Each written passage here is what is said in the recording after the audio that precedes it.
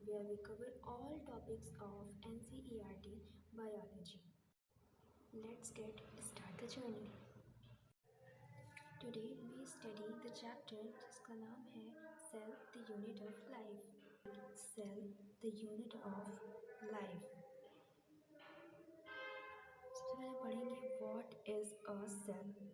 हम इसमें डिस्कस करेंगे सेल क्या है. सेल है unicellular organism are capable of.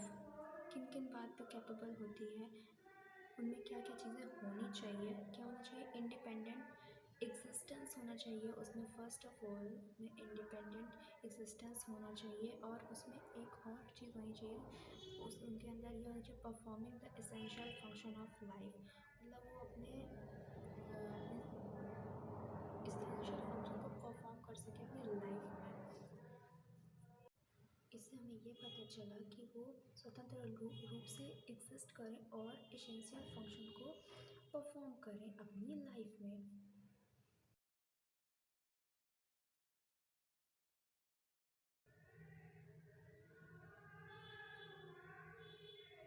Some important topics हैं, कुछ इम्पॉर्टेंट नाम हैं यहाँ पे मैं लिख रही हूँ.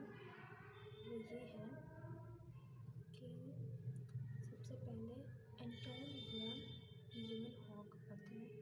इम्पॉर्टेंट टॉपिक है जिसमें क्या कहते हैं, एंटोन वॉन ल्यूवेनहॉक आते हैं, जिन्होंने सबसे पहले देखा, क्या बोलते हैं, लिविंग सेल को सबसे पहले जिसने देखा या डिस्क्राइब किया लिविंग सेल होगी वो.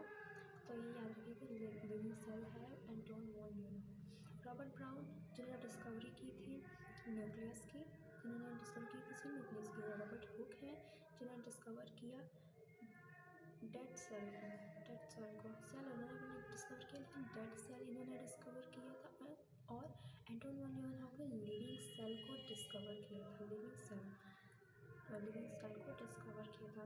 इलेक्ट्रॉन माइक्रोस्कोप की डिस्कवरी हुई सेल की स्टडी को ईजी बनाने के लिए. इलेक्ट्रॉन माइक्रोस्कोप की डिस्कवरी हुई. फिर हम आते हैं सेल थ्योरी. सेल थ्योरी किसने दी थी? Cell theory Matthias Schleiden and Theodor Schwann ने. सेल थ्योरी है, ये फॉर्मुलेटेड बाय किसके द्वारा हुई है? स्लाइडेन एंड स्वान के द्वारा हुई है. स्लाइडेन है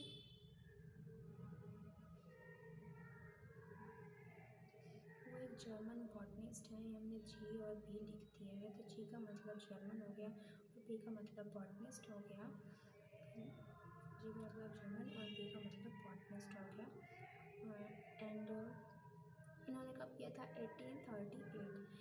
इन्होंने सन 1838 में सेल थ्योरी दी थी. और थियोडोरे स्वान जो कि क्या कहते हैं ब्रिटिश जूलॉजिस्ट थे, इन्होंने 1839 में सेल थ्योरी दी थी. तो इन दोनों ने मिलकर सेल थ्योरी दी थी. लेकिन इनका एक एक्सेप्शन है कि ये पूरी तरीके से एक्सप्लेन नहीं कर पाए कि नई सेल कहाँ से बनती है. रडल्फ वर्च्यू 1855 में इन्होंने एक्सप्लेन किया कि सेल कैसे डिवाइड होती है और नई सेल कैसे फॉर्म होती है. The cell divided and new cell are form. Pre existent cells मतलब जो पहले की सेल्स होती हैं उससे ही फॉर्म होता है, जिसे ओमनी सेलुला का नाम रडल्फ वर्च्यू ने दिया. Now today we understood the cell theory as living cell और ऑर्गेनिज्म जो होते हैं, ऑल